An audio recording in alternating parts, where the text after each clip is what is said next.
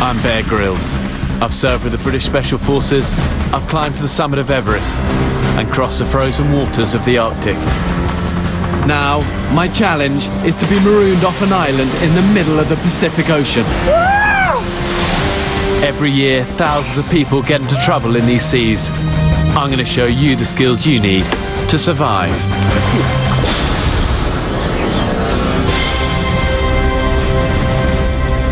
I'm flying over the Pacific Ocean, 63 million square miles of wild sea, with over 30,000 islands, many of which uninhabited.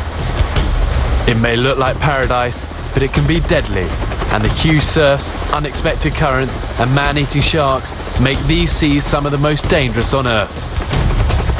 If you find yourself in the water, you'll need to know how to survive. I'll be in the same situation as anyone who gets in trouble at sea without a life jacket. All I have is a knife, the clothes I've got on, and a camera crew. My mission is to reach one of these islands and then from there, make it back to safety.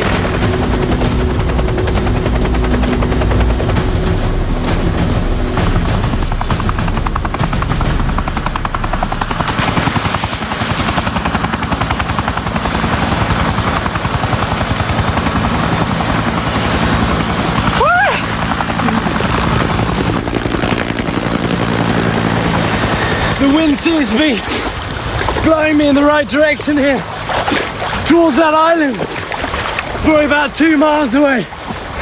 But my main concern is just the currents out here, whether they're going to let me reach the island or not. I finally made it.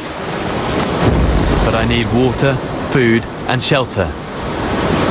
But first, I must explore the island to see what natural resources are here. But this part of the island is surrounded by cliffs. I'm an experienced climber, and there are certain basic techniques you can use here. First, look for the best route with the most hand and footholds. Use your arms to guide you, and your legs for the power. Inexperienced climbers tire quickly because they attempt to pull themselves up by their arms alone.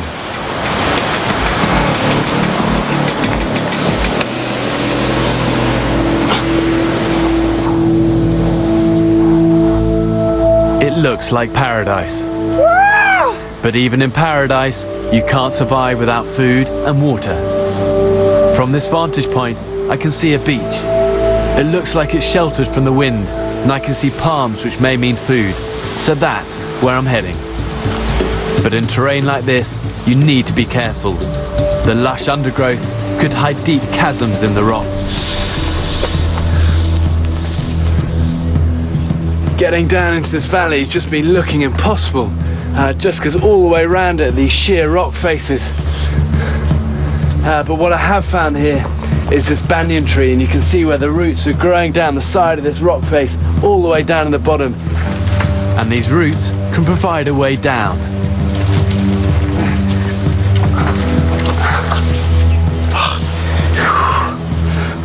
This is a nasty bit here. And often this down climbing is much more technically difficult than going up, just because it's so hard to see where you're putting your feet and your hands. But the same rules apply. You've got to relax, take your time, and not move until you're 100% comfortable with your hand and your footholds. But I tell you what, you can get it right 1,000 times, and you only get it wrong once. What really matters here is keeping those three-pointed contacts always with the tree. You don't want to be just hanging on one hand.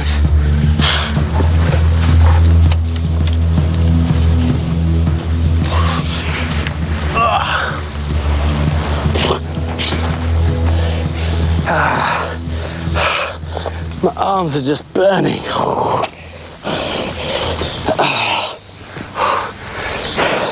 It's running out of strength then. But I'm down and I'm in the jungle.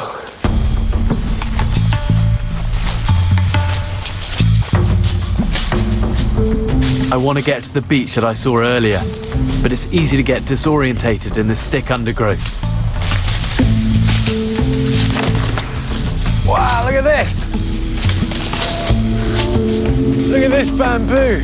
This is just amazing stuff. Bamboo is so versatile. It can be used for building shelters, making spears, and many other things vital in a survival situation. And I'm going to take some with me.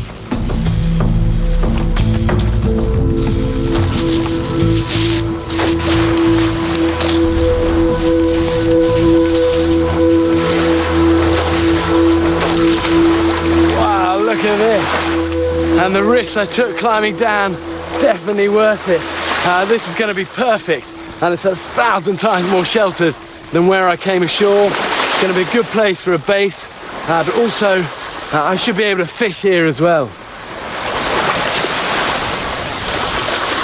Now the question is, can I find water? There are over 30,000 islands in the Pacific Ocean, and many of those are uninhabited.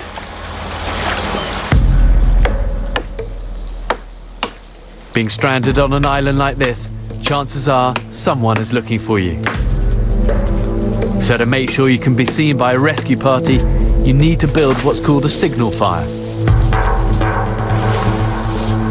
I want this fire to be as big as possible, but also as flammable as possible, so it will burn really fast and really bright. And I want to start it just with this big pile of dead pine needles to act as like tinder. And then if I use these big dead coconut branches and build like a tripod around this tinder bundle. This signal fire will not be lit now. It will be standing by in case I see a boat or an aircraft. But I do need to start another fire now, which I'll need to keep burning constantly so I can light my signal fire at any time. To light the fire, I'm going to use a technique called the fire plough. It's widely used in the Pacific Islands. Hibiscus, which grows throughout Polynesia, is a perfect wood to use for the base and plough. There we go. Whoa.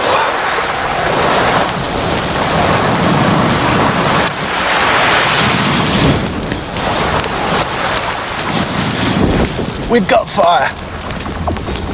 Staying warm here is not the problem, but the sun is punishing, and prolonged exposure to the wind and rain can sap your health. So I'm going to build a simple shelter.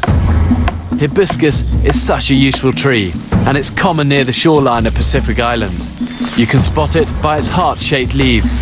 Its smooth bark is also excellent for lashing material. Normally I'd build a shelter right back in the shade, but really for me the priority out here is that I'm visible from the air. Anything flying over, any rescues. What I can do is lash these on with more of this bark fibre. As a first layer, use dried palm leaves. They're plentiful, and I don't waste too much energy finding them. And on top, fresh leaves that are more waterproof.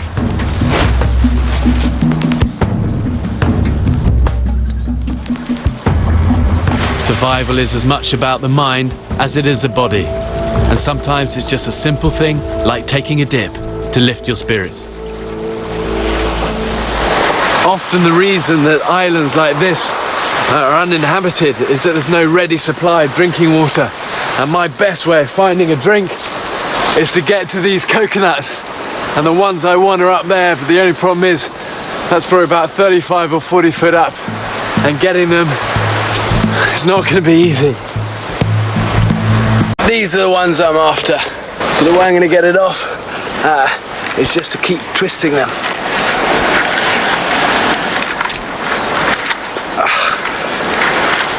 And they should... Whoa! Coconuts are rich in potassium, which your body loses when it sweats.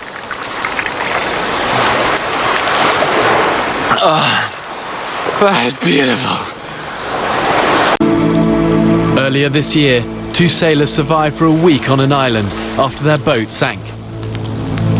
After clinging to floating debris for a night, they washed up on a deserted island which had no fresh water. They survived on coconuts and shellfish. And until they were rescued 7 days later when their makeshift flag was seen by an aircraft. But what if rescue doesn't come?